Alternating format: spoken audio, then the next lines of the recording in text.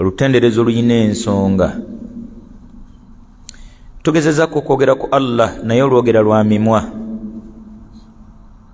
Kusokera ddala bangi tetutegedde makulu gali mu bigambo bye tukozesezza mu kutendereza Allah. Oyina lwali oyogedde ekigambo subhanallah nga ddala kiva ku ntobo ya mutima gwo olw'amakulu g'okimanyiimu, nga mu butuufu waliwo ekitutte ebirowoozo byo n'owalirizibwa ogamba nti alhamdulillah, ng'ekigambo ekyo kyogera n'ekigendererwa kyakutendereza Allah olutendereza lwa kumwebaza. Lwayogera ekigambo Allahu akbar nga ddala emabega waakyo oyinayo ensonga ekikwogezza. Tuvunaanyizibwa okutendereza Allah olutendereza olutali lwa mimwa, ng'olutendereza oluva ku ntobo ya mutima, ng'olutendereza olwo olutegeeza. Kyova olaba okutendereza kwaffe Allah abagezezzaako tekukoze muwendo. Lwaki? Oyogera ekigambo subhanallah ng'omutima si bye guliko, mimwa n'engalo. Kye kituleetedde ka sipiidi mu kutendereza Allah, kye kituleetedde okusiiya. Bw'ojja wano oluvannyuma lw'esswala weekanga engalo sipiidi kw'ogendedde. Lwaki? Ebirowoozo tebiriiyo. Biba kubaayo omuntu naga nti subhanallah olw'ensonga z'ekigambo kyandifulumye mu bwennyini bwakyo, kuba amanyi kye kitegeeza era alina ensonga ekimwogezza. Tumutendereze nga Allah olutenderezo lulina ensonga. Mu nsonga ezo olw'ebyamagero Allah byakola, emirundi egisinga eno mu bantu betutenda betuwaana, tosobola kuwaana muntu ng'ova mu bbanga gw'onootenda obugagga oteekwa okuba nga ddala obujulizi obuyina, ng'otegedde ebizimbe by'ayina, faamu z'ayina, mmotoka z'avuga n'ebiri mu layini eyo. Ayina ekirala kyasitula, era bakubuuza obugagga bw'omuntu gw'oyogerako nti oyo gwe mulaba yasitudde ennyumba ziri 10 omulundi ogwo. Bonna betutenda tetulina we tufunira. Maadhalika ng'obuyumbayumba bwe tujja tubatenda nabwo n'obugagga bwe tulaba bayina, Allah mugagga. Obuyumba babuzimbye ku ttaka lya Allah, ku nsi ya Allah. Bw'onootenda bagenda mu bwengula bo bennyini ba Allah, ne bye bakozesa okugenda mu bwengula bya Allah, n'obwongo obwakoze ebyombo bwa Allah, n'obwengula gye balaga bya Allah. Tuwaane mugezi ki, mugagga ki atali Allah? Waggulu abakola ebyamagero Allah yaaliyo. Mu byamagero bye nga tonnamagamaga oli kimu ku byamagero bye ye Allah. Bazimbye amayumba, ennyumba bwe yitirira obulungi mbwe beetemyanga muntu yadde batetemya. Kati Allah yatonda kitonde muntu nga kirijjudde ebyamagero bitoogerekeka. Allahu akbar. Si muntu yekka, mu suratu Nuur omwo Allah tuga nti wallahu khalaqa kulla dabbatin mimma, yatonda Allah buli kitonde ekirinnye ekigere kyakyo kuno ku duniya ng'akijja mu mazzi. Product babita raw material. Raw material mwakoze Allah abantu mazzi. Biki Allah mwakoze ente mazzi. Embuzi Allah n'agijja mu ki? Mu mazzi. Ngamiya mu mazzi. Wallahu khalaqa kulla dabbatin mimma, yatonda Allah buli kitonde ekirinnya ku mwaliro gw'edduniya kuno ng'akijja mu mazzi. Faminhum man yamshi ala rijlaini, n'ateekateeka entambula ya buli kitonde kiritambula kitya, n'ateekateeka binatambulira ku magulu abiri. Wa minhum man yamshi ala arba', n'ateekateeka binatambuza amagulu 4. Bal mu ayinu Allah yasooka bitambuliza ku mbuto. Faminhum man yamshi ala batni, mulimu bitambulira ku lubuto. ekitegeeza okutambula si magulu okutambula Allah ku kiragiro kye gaba kuba magulu ndoze bitalina magulu tebyanditambudde ate ne ziba mpaka wakati w'ekitambulira ku lubuto n'ow'amagulu abiri simanya aziwangula nga n'okutya kwennyini Allah kwe yatussaamu kitonde ekitambulira ku lubuto kya kiro nga 3 bwe kikwata ku Isima wa kiro 9 wekanga Isima yakubye emiranga kitonde kitambulira ku lubuto kya kirezi era Isima mukuba enduli atukakasa nti guli gwakula ne guwola gwakula n'oyokya nyengo gwakula ne guwola kiro 3 era ennyumba tetusobola gisulamu nga mulimu ekitonde ekitambulira ku lubuto goyinza okuba kotulo ne tujja tuteeka okusala amagezi ekitonde kifulumye kitya ninga maka gonna gasattira lwa kiro 3 n'obutawera kati Allah ebyamagero akyabikola weetaaga bitunulako na bigatta ku nnyini byo oyogere ekigambo subhanallah nga ddala oyina ensonga tunulira okutonnya kw'enkuba Allah n'agitonyesa ttondo ku ttondo tukufunira ebbaketi olinye waggulu ku mulongooti guno ogayiwe ttondo ku ttondo enkuba Allah n'asalawo wawe n'etonnya n'esalira mpererwe abeggayaza ne bagibanyumiza bunyumiza tumutendereze nga Allah olutenderezo lulina ensonga afara'aytum almaa alladhi tashrabun mwali mutaddeyo ebirowoozo ku mazzi ge munywa amazzi wallahi oganywa bwe bebadde enkalamata n'owulira nga embeera yonna Allah agizizza mu nteeko ng'otuzzi tuwoomu mazzi bwe gawooma Allahu akbar bwe gutuuka kunaaba ne weeyiwako otuzzi n'owulira ng'obulamu Allah abuzizza bupya mazzi kyova mu suratul mulk ng'eggwako Allah nti qul ara'aytum in asbaha ma'ukum ghawra abantu babuuze nti mulaba mutya singa bukeera ku makyanga buli we mubadde mumanyi otuzzi twammwe Allah atukalizza faman ya'tikum bima'in ma'in muyinza kuddukira waani mufuneyo ettondo ly'otuzzi tutendeeze nga Allah olutendezo lulina ensonga oyogere ekigambo la ilaha illa Allah ng'emabega waakyo ekituufu waliwo ekikuyitiriddeko nga bingi ffenna twamera ebireva basinga obungi naye munda eyo mu ttama teri kidondi kijja kyetaggulula nga kyo kidondi kya birevu siriikirira buli kyotunuulira ng'okigatte ku Allah wallahi yateekateeka bingi ebisaana okutwala ebirowoozo by'omukkiriza yeeyongera okukkiririza mu Allah mu layini ebyamagero yeeyongera okukkiririza mu Allah nga kamala byonnaawe ensonga namba 2 ng'ogyeko ebyamagero tumutendereze nnyo olw'ebirungi byatukolera by'olina ebyani yandibikuwadde atali Allah eno abantu nga biba Allah byabawaddeko obuyinza batuwe kye batukoze tukitegedde abantu batutumye mabaluwa genda olete ebbaluwa y'obuyigirize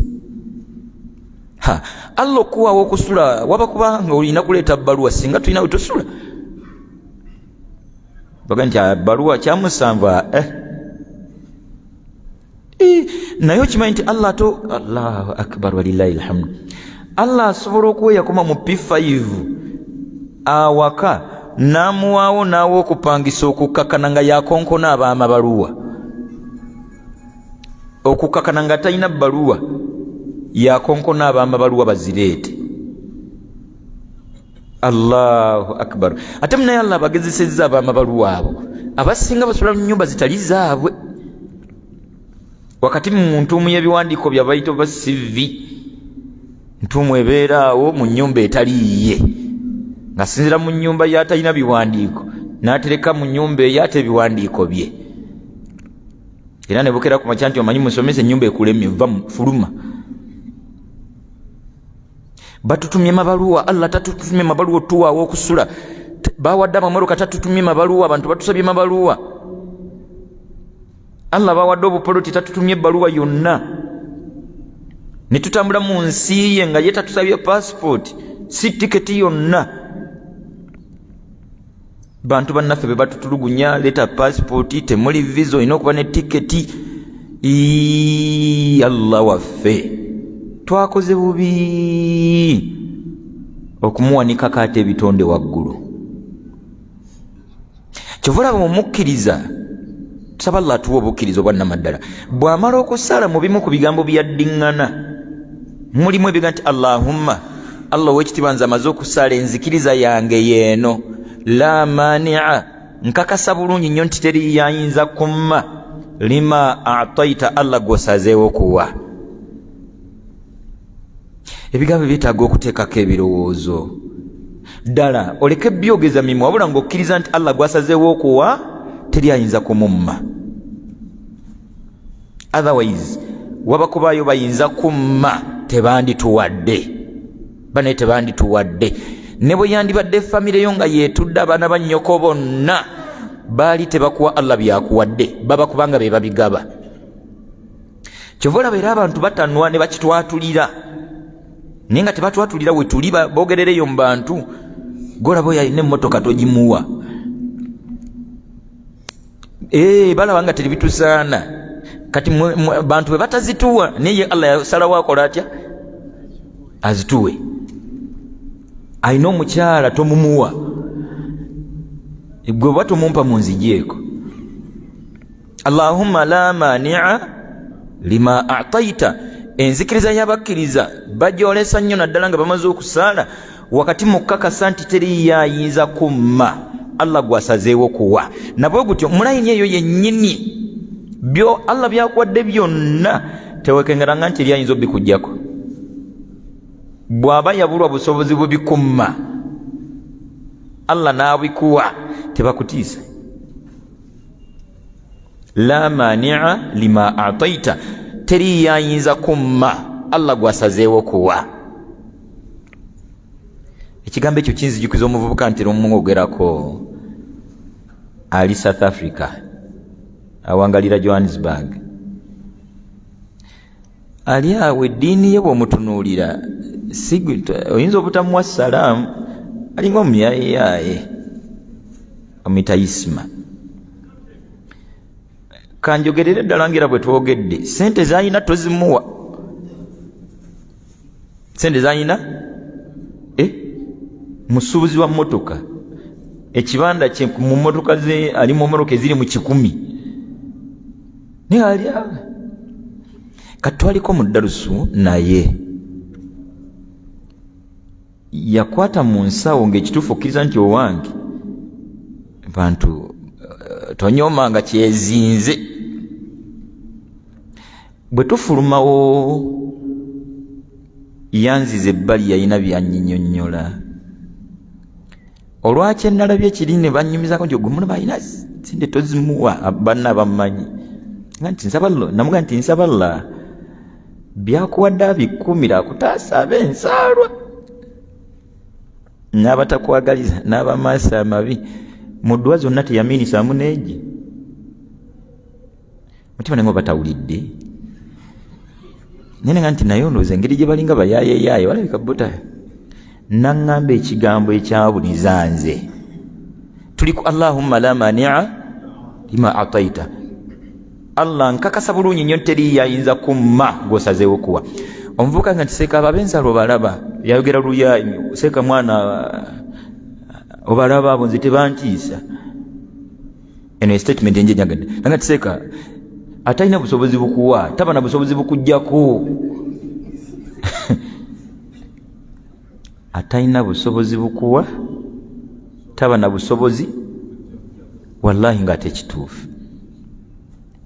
Ndowooza kiri mu layini ya Allahumma la mani'a lima a'taita. Atalina busobozi bukuwa, taba na busobozi bukuggyako. Bwe baba balemwa kutumma Allah bye yasalawo tuwa, goloza babyagala nnyo ffe tubanaba. Sebo yoli nayagala mbugo obanga omuwangayo 5 nedda kabere maamawo baba kumubuuza nti ku babiri gwe ne mutabaniwo ani abaawangayo munne maamawo yandigambye baziwe gwe gobanga omubegerako wangi ekituufu bamukadde yandika kasebo kasa nti oli mwana nze muzaala muziwenze nja ku gwe Allah nakuteeka mu bakwatira era wallahi ng'obakwatira mu nsawo ekisooka bawenga okubawa bawe nga totunudde eyo bwajjanga yagala emitwalo ebiri bwe mubaamu ogumu ekitundu kolotya weekube kubonge nti mulimu mutwalo tomuwola naddala be tulinako eŋŋanda oba yakuvuma oba akuloga simanyi oba takwagaliza bawe atalina busobozi bukuwa taba na busobozi bukujjako bannayo kale taba na busobozi kyo kyekituufu kati tutendereze nga Allah olutendereza olwa bino byatuwadde gwani nzaani wala mu'tiya Allah teri yayinza kuwa lima manata Allah gosazeewo butawa bazadde bo butakutwala ku ssomero balina be bali balabamu omulamwa laba omulamwa ate Allah bwagubalesa muggwe oba ntegerekeka n'ab'eŋŋanda zo kitaawo bwe yafa bakulabanga atajja kukola makulu nga kati olwaleero wallahi gwe Allah gwafudde byafudde tutendereze nga Allah olutendeza lwa kumwebaza yatulondayo n'atuwa byatuwadde wakati mu bangi obutatwagaliza tubeere nabyo tobatya tukolagane nabo eyatuwa nabo yali abamanyi ate wallahi ne bye yatuwa yabituwa ku lwabo buli ajjanga mu maaso go bwobanga olina kola otya muwe yamusindise Allah nti ettaano zo nazitadde wa Jabbeeri yamugambye Allah nti gende wayise mujjeyo essatu zo yamusindise Allah nti wa Hamza munoonya alina omutwalo gwo era wallahi oba oliawo nga kwira nti oba olinamu omutwalo gumuwe gamba mu mutima gwo nti ono Allah amugambye nti nze nkola ntya guno gumune Allah akwene endala gwokolenga gwakuzibawa okusinga gwe zino nanga ate mubo wallahi bw'oliziremera Allah agenda zikyusa ziwa omulala naawe zino nenga ate eyo buli oliranga omutima gwensika okuwaayo guba gukusindika gwe ate kuno nanga eyo kati gulwanyise obawe gwe Allah kuumirenga mu bazibawa akutaase abazinona tumutendereze nnyo Allah kigambo kwogera ko Allah n'okumutendereza n'okumujjukira ngo ne kyabbeeyi naddala bw'obikwatira mu layini yaabyo ng'eriwa teriyo kitendereza Allah teriyo kwogera ku Allah kukulembera kwogera bigambo eby'enjawulo mu bifo byabyo eby'enjawulo okutendereza Allah first class kusoma bigambo eby'enjawulo mu bifo byabyo eby'enjawulo mu kiseera ng'oyambala n'ososaamu omukono gwa ddyo bwe kuba kugulu n'ososaamu okugulu okwa ddyo noga nti alhamdulillahi alladhi kasani hadha wa razaqanihi min ghairi hawli minni wala quwwa bigambo bya bbeeyi naddala ng'omanyi bye bitegeeza olaba omukkiriza bwakkiriza nti si yeeyambaza mutendereza nnyo Allah olutendereza lwa kumwebaza alladhi kasani hadha anyambaza okutuuka ku nyambala eno wakati mu kujjukira ennyambala ye mu kyalo alhamdulillahi alladhi kasani hadha warazaqanihi n'abintegekera mu riziki yange min ghairi hawli minni nga siinaamu kaweefube yenna magezi gonna wala quwwa yadde amaanyi ebigambo eby'enjawulo mu bifo eby'enjawulo kakati ebigambo byonna birungi naye bw'oba oyambala tosoma suratul Fatih ebigambo byonna birungi bw'oba weebaka waliwo ebigambo byawo ebigambo byonna birungi bw'oba ofuluma waka waliwo ebigambo byawo ebigambo byonna birungi bw'otunulako mu ndabirwamu tulina ebigambo bye tusoma mu ndabirwamu ng'abakyala bamema mu bumemi abanga ayita enkoko nga mema tewali buzibu naye nga bw'osomeddwa anywedde ku mata nga kyayiga onyweddewo amata Sebo waliwo ebigambo nga byo bisomwa anywedde mata. Ow'omukalu naye asoma ebyabwe eby'omukalu. Naffe abanywedde ku tuta. Era mu bigambo ebyo nga tunywedde ku mata, wallahi biwunzika bisaba Allah ebbanga lyonna agakwongerenga. Ebigambo ebyenjawulo mu bifo byabyo ebyenjawulo, lutendereza Allah nnamba emu. Omuntu nga olugoye lwayambala oba engatto oba ekkanzu oba nga kyayambala kipya oba nkoofiira, waliwo ebigambo ebyenjawulo nga byo bikozesebwa mu mbeera eyambala ekipya. Nga kyoyambala kipya tulina ebigambo byawo. Mwana wange ne bana abalabye munnaabwe ng'essaati si ya bulijjo balina eddwa gye bamusomera. So tunoonyereze ebigambo ebyo. Emba bw'eboggola twogererawo bigambo ki? Osobola okulaba omuddu wa Allah nga mulema yeewalula bwewaluzi, wano muganda ffe atera okutuula wali, wallahi omutunulanga nti mu nsoba tunoonya ki? Wali ku luggi wali. Nkakasa bulungi nti musajja mukulu naye nga ali awo ansaasira okumuyita entuumu. Ng'ali awo omusajja wattu nga w'omulaba atudde ye n'okuyimirira yakumaze era aba ayimiridde, n'okusitama aba akumaze. Allahu akbar. Nga mu byakoze awo w'omulaba atudde ate asitamye ate ayimiridde. Gwe oyinza obikola omulundi gumu. Tofulumangako omulyanga utaliwo olwaleero. Gwe bw'omutunuulira ebirowoozo bigamba ki? Kati tulina ebigambo bye tusoma bye twogera mu mbeera ya kutendereza Allah, olutenza lwa kumwebaza singa tutunuulira bafaanana batyo. Otunuulira omuddu wa Allah ng'alina okugulu kumu oba omukono gumu, waliwo ebigambo byawo ku mulema. Eby'omulema bye by'omulalu. Ebigambo ebyenjawulo mu bifo ebyenjawulo. Eggulu nga libwatuse tulina ebigambo byawo. Enkuba ng'etandika tulina ebigambo byawo. Enkuba ng'ekedde tulina ebigambo byawo. Njogera ekindeke ki? Twebanje ebigambo ebyenjawulo mu bifo byabyo ebyenjawulo. Wabula bikola nnyo omuwendo n'amakulu ng'abyogera amanyi byayogera. Bangi tugezezzaako abantu. Tulina ekitabo ekiyitibwa Hisnul Muslim. Oli akiteeka wano n'ateekawo n'omuswaki gwe wamma n'aba musalafu. Era omusanga ku makya nga yina waagumbye bubeefuka n'ekitabo. Mukema omubuze nti Sseruganda nsaasirayo mbuulire bino byo kino kyo kitegeeza ki? Wallahi wakati mu butamanya amakulu ga bigambo ebyo tufundikira n'Oluwarabu lwe tukozesezza lufu. Osomya azikaali ng'ofuluma mu muzikiti. Azikaali? Osomya azikaali ng'ofuluma mu muzikiti. Azikaali. Kakati oli bw'awoza osomya azikaali ng'otandika okulya. Azikaali. Tuwoza mukyala wange sinnamugulira jalabibi. Masajidi yaffe tennaggwa. Kati masajidi yaffe bani tufeeyo nnyo. Eddwa gy'osoma ng'ofuluma awaka. Bismillahi tawakkaltu ala Allahi wala hawla wala quwwata illa billah. Bikola omuwendo nga byoyogera obimanyi ng'era byotegeeza. Tutendereze Allah, olutendereza oluyina ensonga.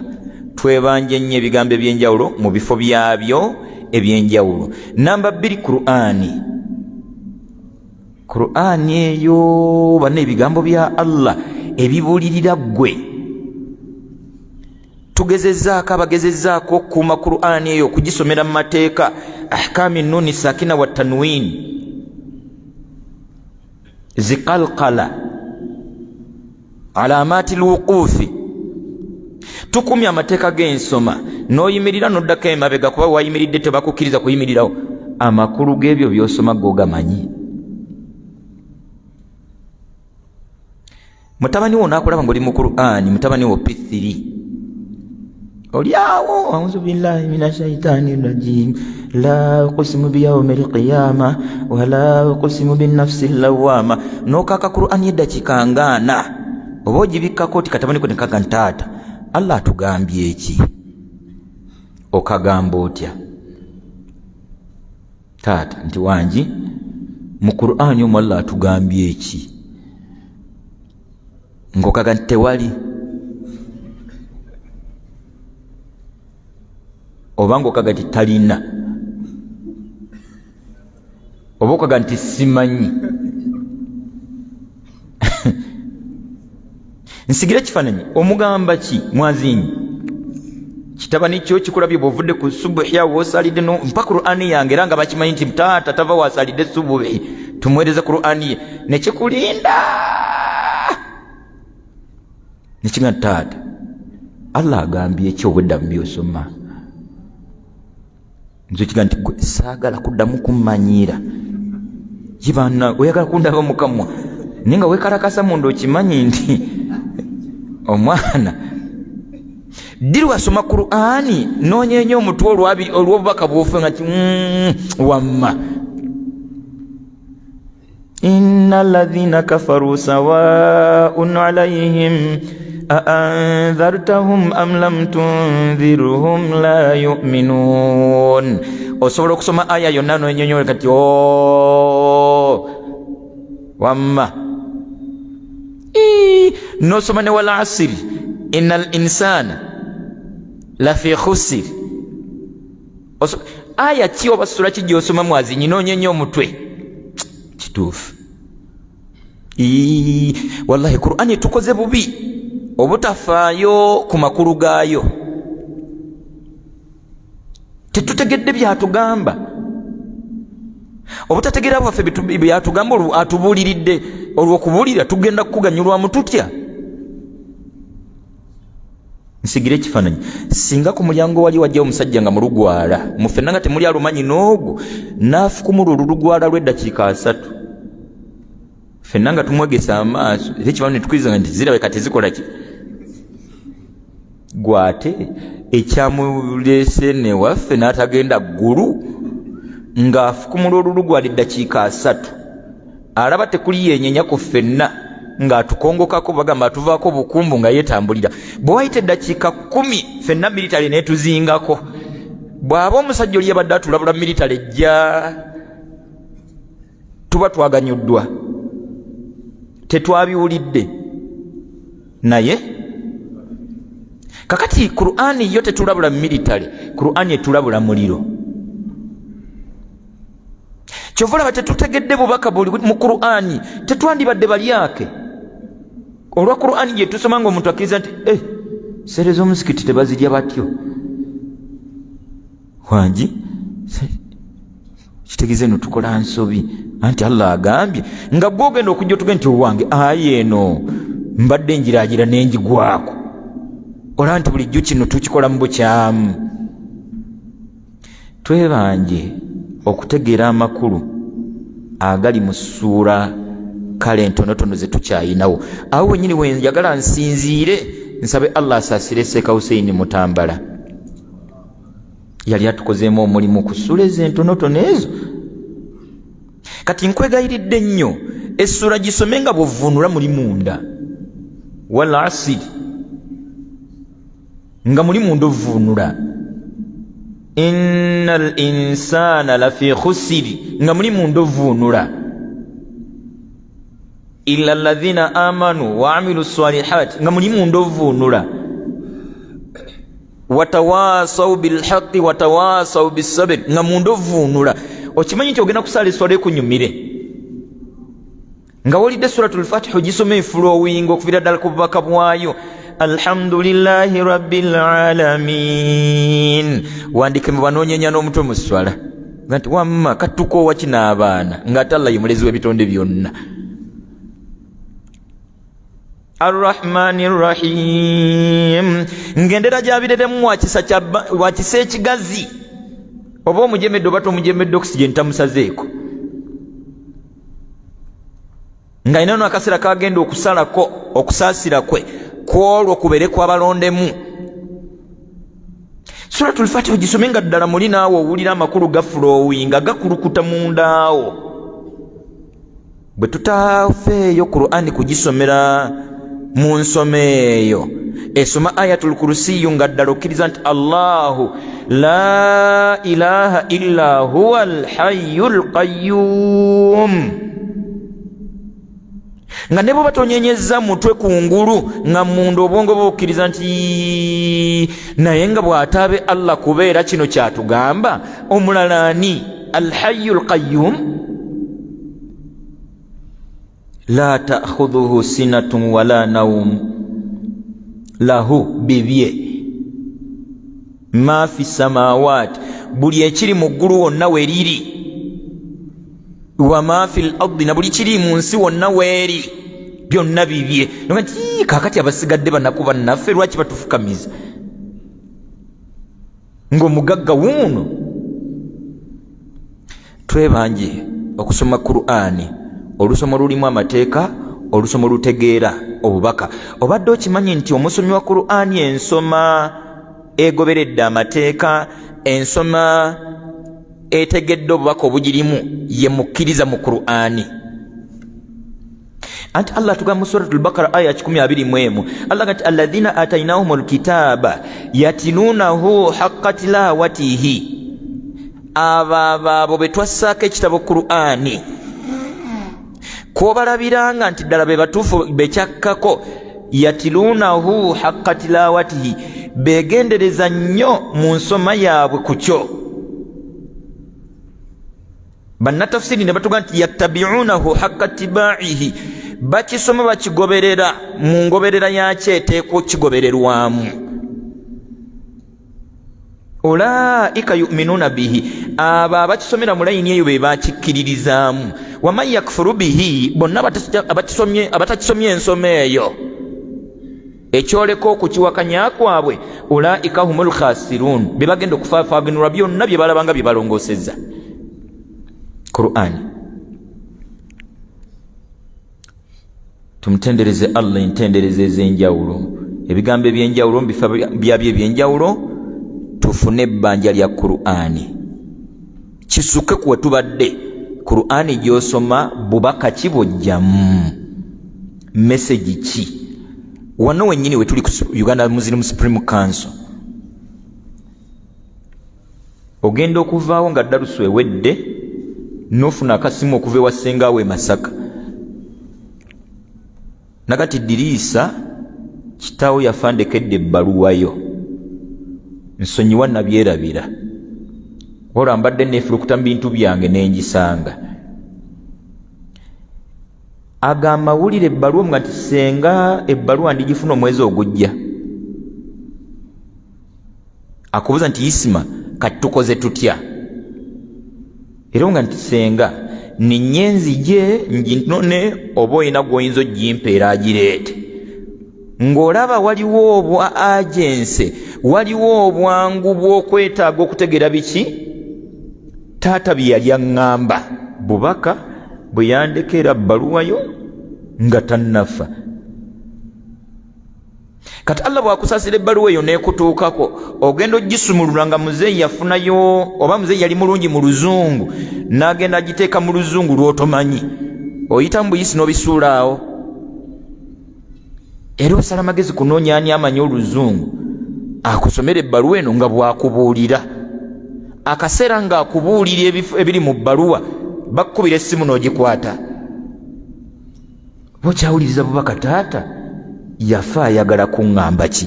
Banne Qur'ani bubaka kuva eri Allah ow'ebbeeyi atamanyi kitaawo. Kitegeeza nti mu bubaka bwonna bwe twetaaga mu nsi teri bubaka bwe twetaaganga buva eri Allah waffe. Yonna vaayo wano we tuli kati, ogenda okuwulira essimu yo ng'evuza akadde ka message ng'ogijjayo, ogenda okutunira mu message ng'ega nti Ibula gyebaleko nze Ssaabasajja Kabaka. Eyo message ogirinda ddala semale kuggwa oba ogisomerawo wennyini wangi mu buli ngeri yonna. Kasitaga nti Isima gali wange gyebaleko nze Ssaabasajja Kabaka. Bino wammanga bwe bubaka bwange gy'oli. wallahi ne bwoba imaamu message eyo nejja nga bamaze okukima wandikemebwa akwandi basiramu soke muninde mukko asobola otusaza ja gwe omanyi kyekitegeeza message okuva emmengo nga teva mu ofisi ya Katikkiro si wa Katikkiro si wa ng'eva wa ekisooka ogati bulijja mmanyi kati mu kitiibwa ky'obwongo bugamba nti aŋŋamba ki n'agezaga nti woofunira obubaka buno funirawo akapica ojje ogenda nkeera kakati kiki ekireetera embeera okufaanana bw'etyo bw'otegeera obubaka gye buvudde kizitoya n'obubaka bwennyini kakati obubaka bugenda kuvaawa aw'ebbeeyi awasinga ew'omutonzi waffe gw'olyoka osome Qur'ani ogireke mu Luwarabu oteeke wali ng'ebbaluwa kitawe gye yafa awandiise mu Luzungu onoonyeza abagikuvuunulira nga Ssaabasajja yennyini obubaka era ne bw'aba buweereza mu Luzungu era nabyo waayo taaga ofuna abakunnyonnyola tuzuukuke ku bubaka obuva eri Allah. Qur'ani eyo tukyalina ebbanja ddene, si baseeka sifa abasiraamu aba bulijjo.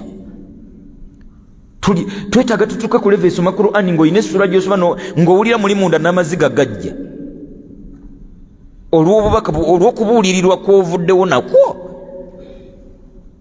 Singa Qur'ani tunagisomera mu layini eyo ani anyinza okutwala omuzindaalo gwaffe?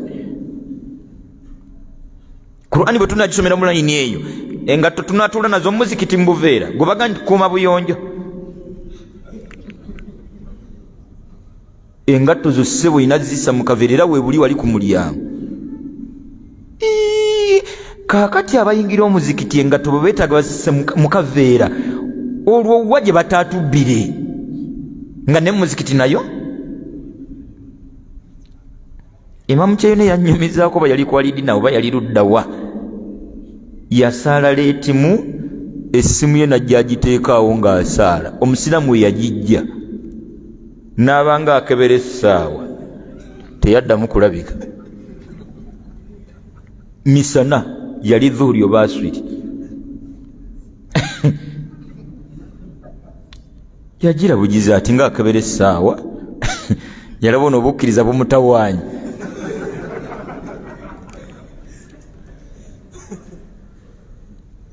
Allahu akbar. Kakati Qur'ani tetunnagisoma kyekitegeeza abagisomye tetutegedde byetegeezezza. Otherwise buli musiraamu yandyegambyeko yekka olwabyajje mu Qur'ani era buli musiraamu yeyandigambye ku munne ng'alina by'alaba akola nga tiwayi suratu Taaha togimanyi funayo akadde oyite mu peegi ey'okuna ng'alina by'alabye byakola ng'ate amanyi Allah we yabyogererako. Niffe Qur'ani tugiwuliriza oluwulizo olutategedde bye batugamba ffe ne tuwaana maloboozi embwa eyo ensomera Qur'ani eyo nze Sudayisi leka nabulesi ng'omukyala gw'olina ekasimu woowe Qur'ani gy'owuliriza eri kugamba azaniyatu azani fajiridu kulla wahidi minhuma 100 jalda gonga tembwa eyo nze nagikkiriza kuki badalla Qur'ani eyo byandyanguye n'okwatwa mutwe byandyanguye okgendamu n'okunyweramu nga buli aya Oluwarabu lwayo lugobererezebwako Oluganda lwayo nga makulu gano ge gakutegeeza aya eddako.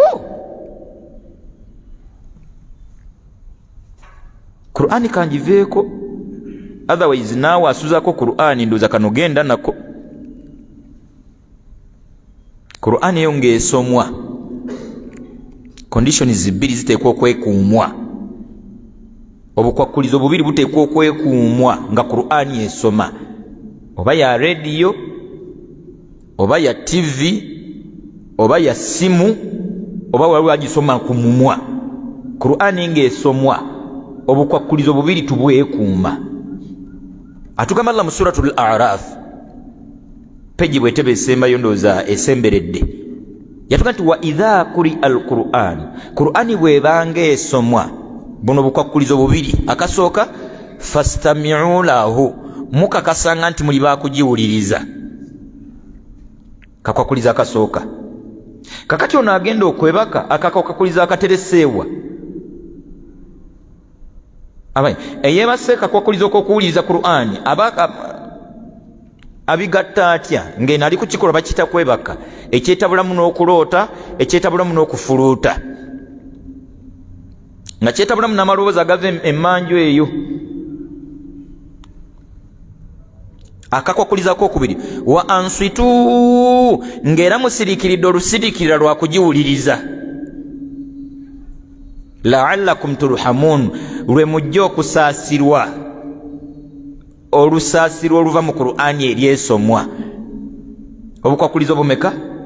Bubiri, nga Qur'ani esomwa, okugiwuliriza n'okusiriikirira olusiriikirira lwa kugiwuliriza. Bwe twesanga nga obukwakulizo obwakamu kanaatutawaanako, tukole tutya? Tugijjeko. Bw'aba wasoma Qur'ani nga tulina emboozi zaffe ze tunyumya, tumugambeko. Bwe tuba tetusobodde kumugambako, katwese bulungulule, tutuuka ddoboozi lye we litatutuukira. Otherwise Qur'ani munda muyo mulimu bubaka bwo, leka kubuyita kungulu, genda nabwo. Tabbat yada abi lahabi wa tabbe. Kati eyo ayo osaanoonya nnyo otokkirize nti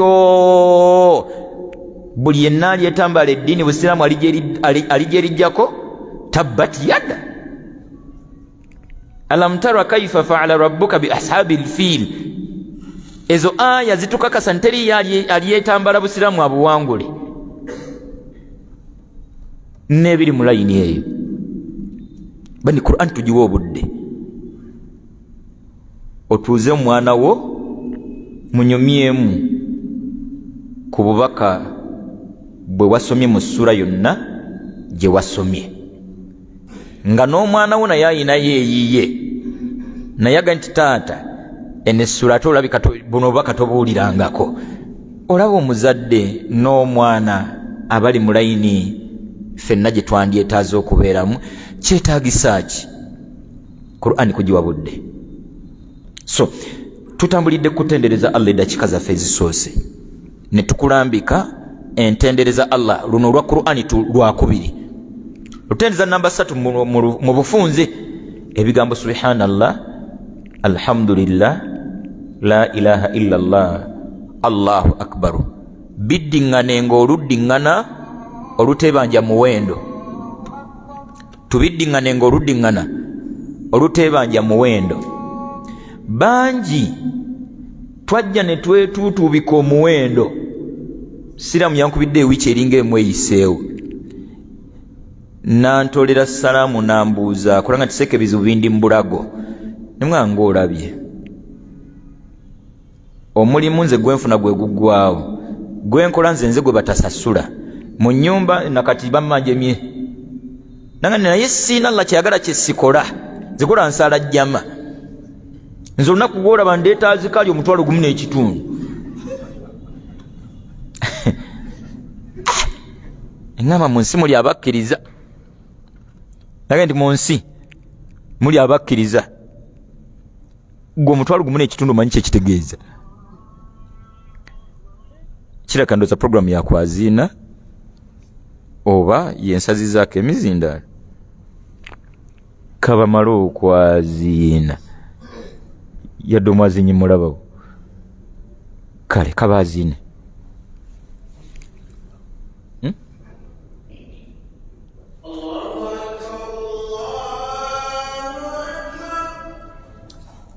Allah akbar, Allah akbar.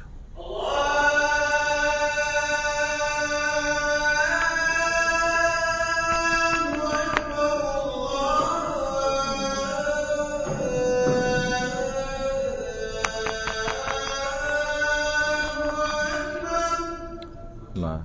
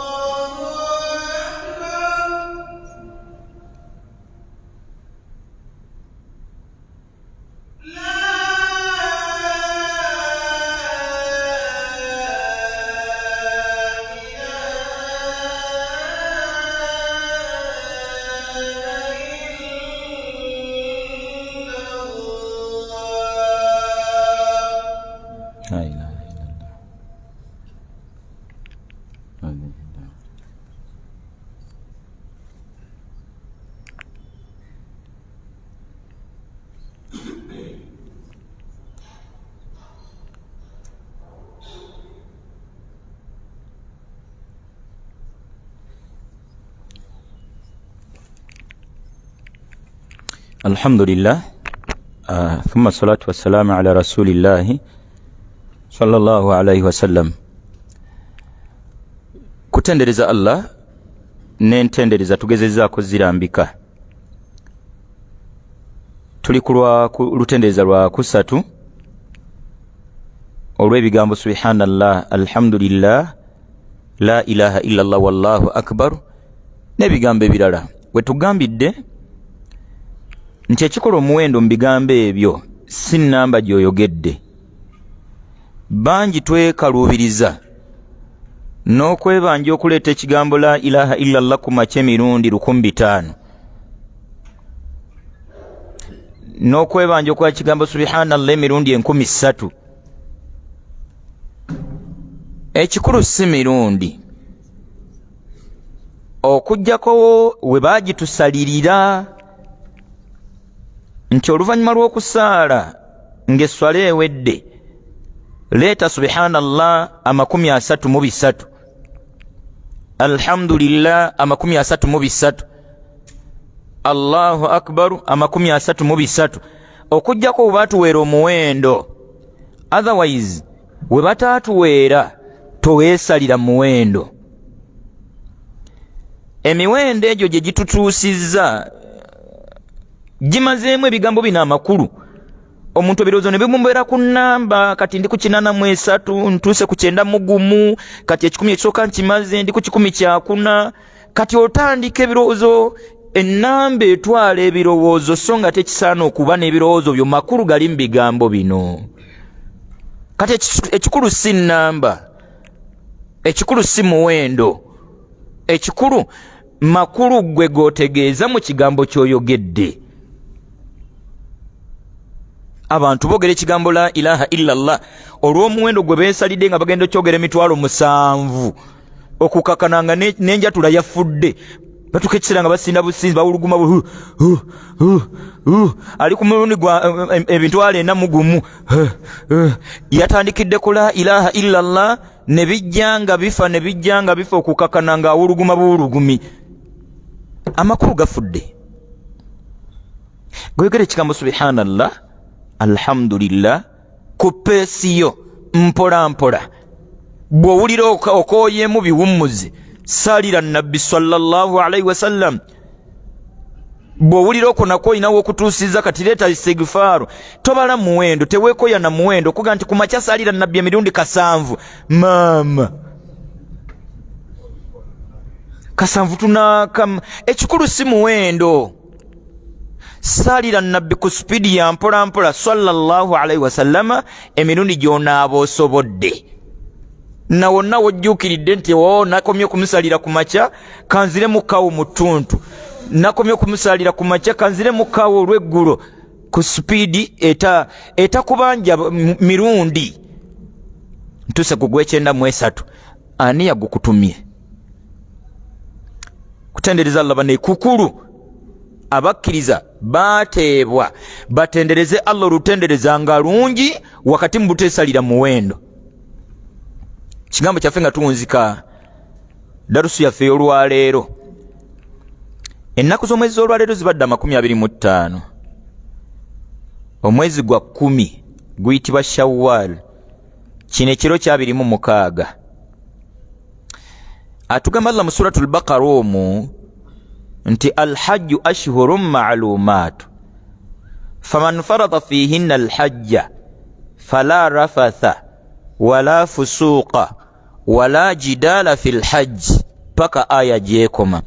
Allah tugamba alhajju emikolo gya hijja ashhurun ma'luma gina emyezi gyagyo egimanyiddwa.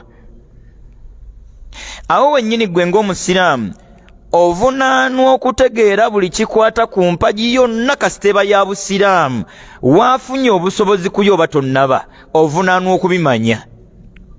Kakati mu myezi gya hijja egyogerwako ogusookerwako gwe guno gwennyini gwe tulimu ogwa Shawwal gwe mwezi ogw'e10 mwezi mu myezi gya hijja.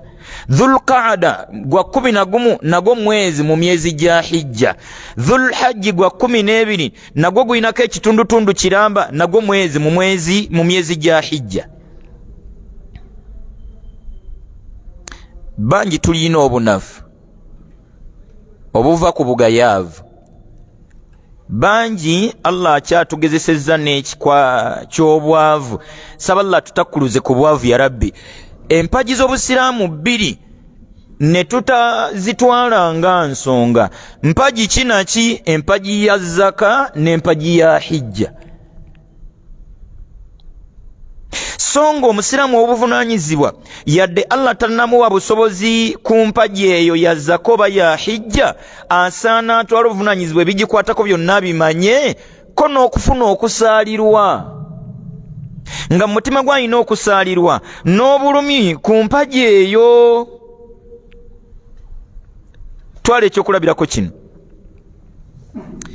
Allah ayina baagezesa n'okusiiba ne kugaana, imma lwa bulwadde oba erw'ensonga yonna. Obadde okimanyi nti Allah naggezesa nakyo owangalira mu bulumi mu Ramadaani yonna emmere ogirira mu bulumi wangi. Ekitufu ng'omutima guga nti abantu basiibye olunaku lwabwe olw'17 nze nnyina kulya kyankya n'ekyemisana olw'ekirwadde kyange ekya kansa, olw'okunnongoosa kwe bannongooseza mu mwezi guno, olw'aksidenti gye nafuna ndidde omwezi gwonna mulamba. Obadde okimanyi nti wakati mu bulumi obwo bwaliramu emmere ye yandisanga empeera za Ramadaani ye mu maaso ga Allah singa Allah amujjulula tawonanga bulwadde obwo kuliwa mwezi gwe guli gwe yalya. obulumi obwo tusaana naffe Allah baatannagaggawaza lugaggawaza lusobola kuwa zaka lusobola kugenda mu hijja tufiiringa obulumi obwo n'okusaalirwa.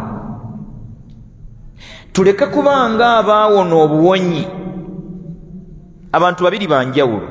Allah gwagezesezza n'agwa kabenje n'awangala omwezi gwa Ramadani gwonna nga tagusiibye nga mu mutima gwe talinaamu kulumwa kwonna yadde okusaalirwa, n'omulala nga yembeera yemu oba bali mu mmotoka yemu ng'ono ye obulumi n'okusaalirwa bimutta. Abo bombi banjawulo. Mu maaso ga Allah ono atalinaamu bulumi afuna omusango, ate mu maaso ga Allah ono alina obulumi n'okusaalirwa afuna empeera. Nga bwe tuli mu myezi gino egya hijja, funa obulumi n'okusaalirwa olw'ekigezo ky'obwavu kye tulimu, obutaba na busobozi naffe bwetaba mu mikolo gya hijja. Nga bwe tuli ku nkomerero y'omwaka gwaffe Omusiraamu, siiga ekifaananyi nga wandibadde omu ku bawa zaka, funa obulumi n'okusaalirwa olw'obutaba na busobozi ku mpagi eno eya zaka, ng'omutima gwo gukakasa era ng'olajanira nnyo Allah nti Allah ow'ekitiibwa, nsaba ontaase kigambo bwavu, nange onteeke mu baddu abasobola okuwa zaka, nange onteeke mu baddu abasobola okugenda mu hijja. Ndowooza okusaba okwo okusaba Allah mu layini eyo kuva ku bulumi buli omuntu bw'ayitamu. Weetuli si baseka saabatali nga tetusabangako Allah kututeeka mu bantu basobola kukola hijja yadde abawa zaka, ffe nga tulinga abaawona obuwonyi. Tubeere beegendereza. Kati omusiraamu alina obulumi bwa zaka gy'atawadde olw'embeera y'obwavu oba olw'embeera y'obutaba na busobozi, mwanange yeebanja byo by'alinako obusobozi abikole. Tuli myezi gya hijja okuva ku gw'ekkumi mwe tuli, nnaku z'omwezi zibadde 25, olwaleero ekiro kya 26, tulina ennaku nga 4. Guno omwezi guggweko tuyingire omwezi ogwokubiri mu myezi gya hijja. Obadde okimanyi nti tuyinamu muno mwennyini ibaada y'okusala udhuhiya? Kakati mu munafu munnange Allah gwagezesezza nga seerezi wa zaka tetunnatuuka ku leva eyo, tetunnatuuka na ku leva esala udhuhiya. Allah gwagezesezza nga tetunnatuuka ku leva egenda mu hijja, tetunnatuuka ku byanfuna bisobola kusala udhuhiya, embuzi emu ya 25 oba 3. Lwaki embeera efaanana bweti? Tetwatwala buvunaanyizibwa kuwulira bulumi bwa mpagi ziri Allah zaatannatuwaako busobozi. Nga bw'oyinza okulumwa nga Ramadani ozoosiba emyaka gyonna, Allah naggezesa n'ogwa kabenje eyo Ramadani yonna n'otogisiiba, wallahi ekyenkya n'ekyemisana mwezi mulamba obirira mu bulumi. Tuwangalire mu bulumi n'okusaalirwa.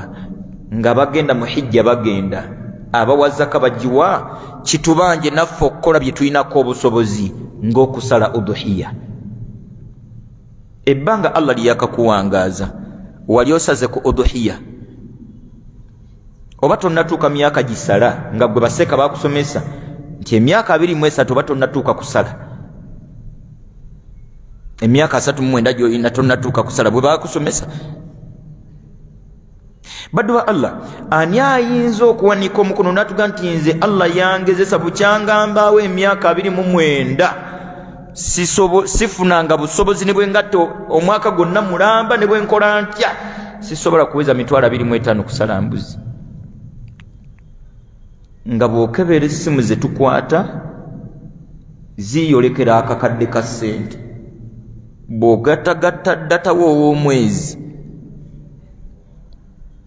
bw'ogattagatta data airtime, jangu ku buboda bwe tulinnya, wallahi kubitusobyeko omwaka mulamba wandyewaliriza n'osala udhuhiya. Olusala lwa kwetondera Allah kubikusobyeko. Tetumanyi wallahi kyekitegeeza kuyiwa musaayi ng'oguyiye ku lwa Allah. Tetumanyi kyekitegeeza. Ibaada abamanyi bazitekululamu emiteeko 2, abalala ne bazitekululamu emiteeko 3. Ibaada kyekikolwa kyonna nga Allah akyagala era kimusanyusa era akisiima, oba kya bigambo oba bikolwa na mubiri. Kati mu bikolwa byonna mu ddiini abamanyi babitekululamu emiteeko 2, abalala babitekululamu 3. Tuyinamu ebikolwa nga byo bya mutima, ibadatul qalbiyya, nga ibada za mutima ne tubamu ne ibadatul jawarih wala ibadatul badan nga tulinamu ne ibada nga za mubiri n'endala za bigambo nga n'endala za byanfuna. Mu ibada z'ebyenfuna mulimu hijja, mu ibada z'ebyenfuna mulimu zaka. Wallahi mu ibada z'ebyenfuna zonna teri esinga kusala. Hijja ziddako buzzi, zaka egoberera bugoberezi, kusala.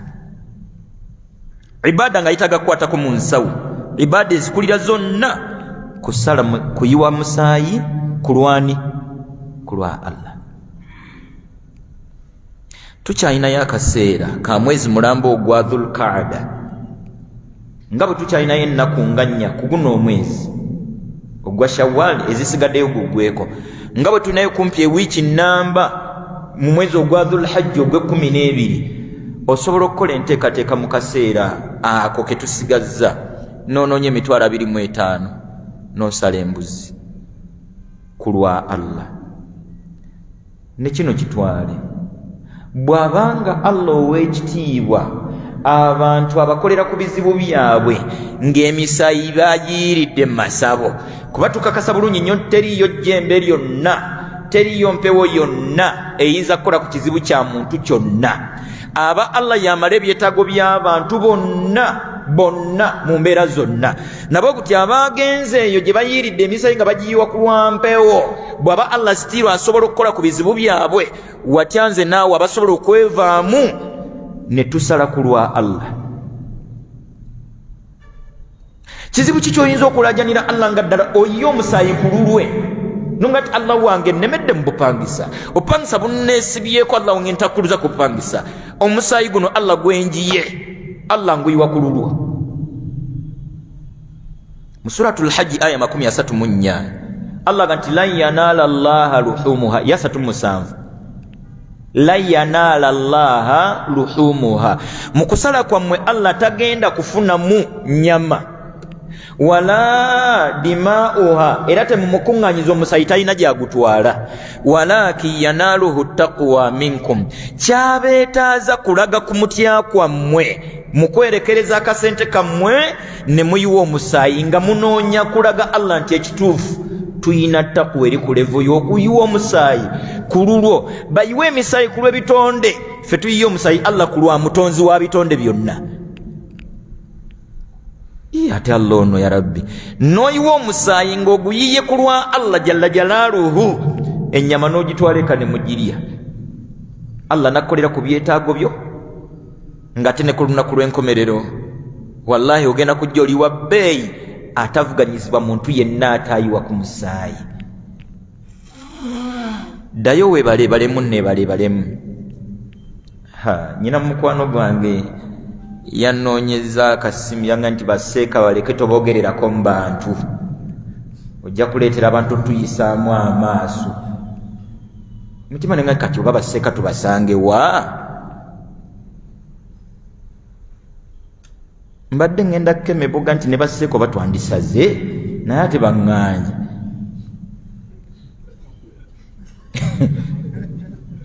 Siramu yange nti kwegayiridde n'olulabo era bwoti bwewayambalira baseeka mu bantu, baseeka banoonye emirimu bakole.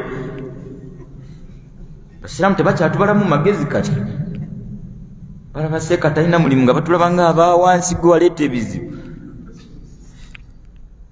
Kati tutwabadde tuli ono tuga nti ate mubaseeka mulimu n'eddogo. Kati oba baseeka bo tubakole tutya Rabbi?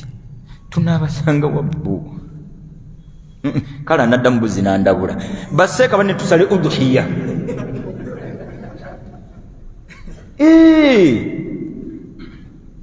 Ku bantu abagenda okusala omusanvu, abagenda okusala udhiya ente yaffe ku muzikiti, kyabbeeyi nnyo erinnya lya imamu kubanga lye lisooka waggulu.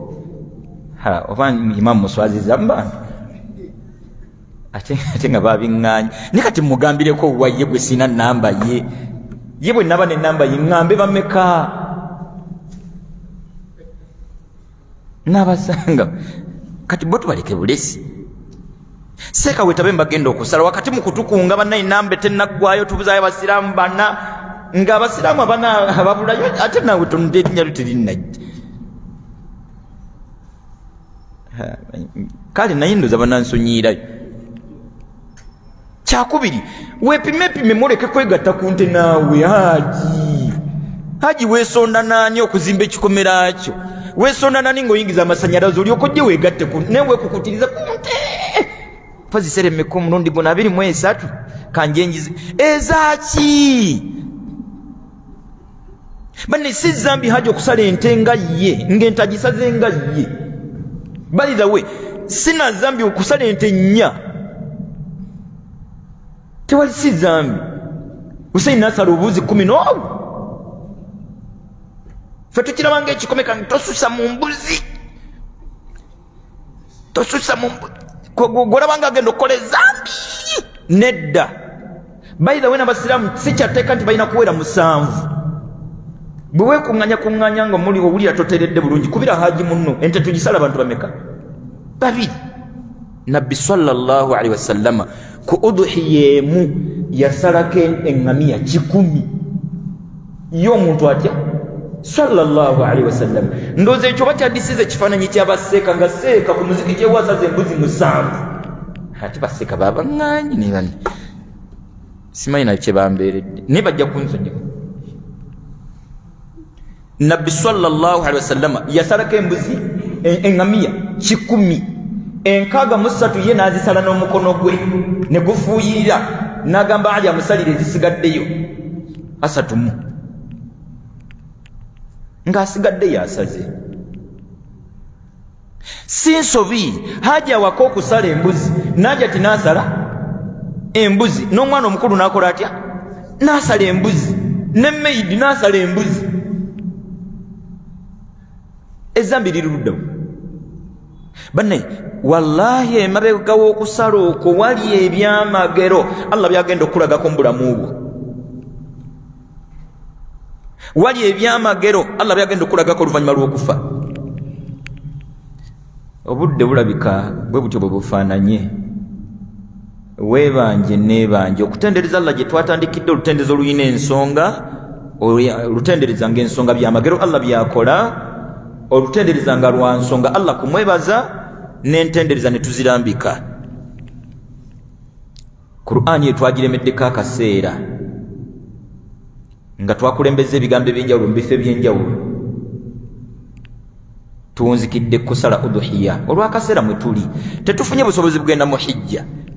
Tetulina busobozi buwa zaka. Ogenda tuga nti n'obusobozi busala kabuzi omwaka mulamba. Gwe tolina kyewebaza Allah kusaanira kusalira kabuzi. Gwe mwaka gwonna mulamba toyina. Baseeka muzaata abandisaze bali mu ttaka.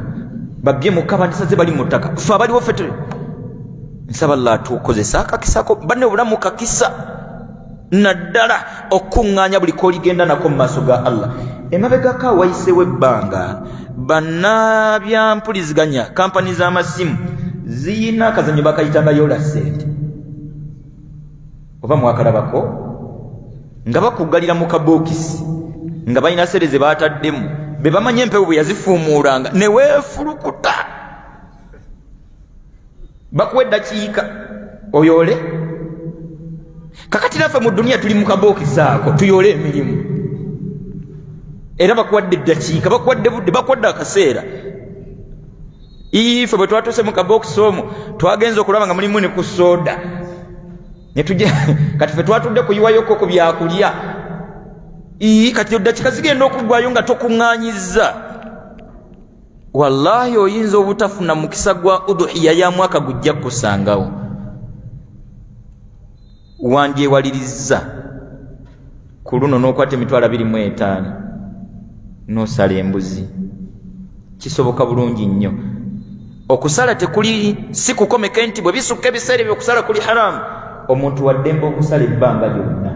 Wallahi ne bwe wayitawo emyezi 4 n'ofunayo emitwalo gya 3 sala.